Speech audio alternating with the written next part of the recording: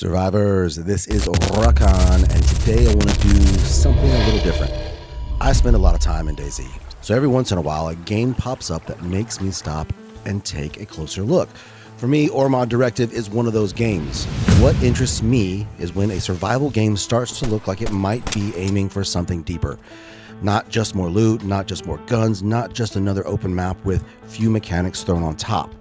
ORMOD is being described as a harsh open-world survival sandbox where no two worlds are the same, with procedurally generated and customizable worlds built around replayability, challenge, and creativity.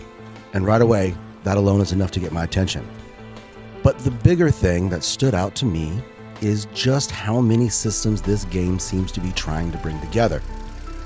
You've got deep survival mechanics like hunger, sickness, temperature, injuries, farming, cooking, and medical conditions. You got realistic combat with leaning, different reload styles, weapon modifications, and physics like penetration and armor simulation. You've got private sessions.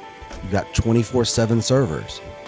PvE, PvP, hardcore, base building, vehicles, dynamic events, quests, trading. And then on top of all of that, automation and factories. That's a pretty wild mix. And honestly, that's the big part of why I'm curious. Because if you play a lot of DayZ, you know survival is not just about having a giant map or a huge feature list. It's about tension, atmosphere, risk, and consequence.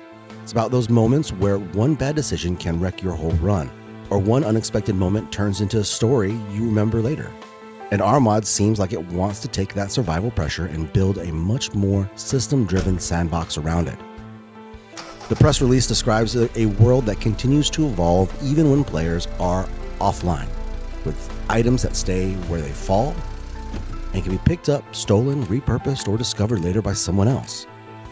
That part especially has my attention. A world that remembers what players do in it is always interesting. A world where you might come across the leftovers of someone else's decisions. ORMOD looks ambitious, maybe very ambitious, and feature lists always sound good on paper. The real question is whether any of this creates that feeling survival players are always chasing. Does the world feel dangerous? Because as DayZ players, that's really where my head is at with ORMOD. Not hype, not blind praise, just real curiosity. So let's check it out.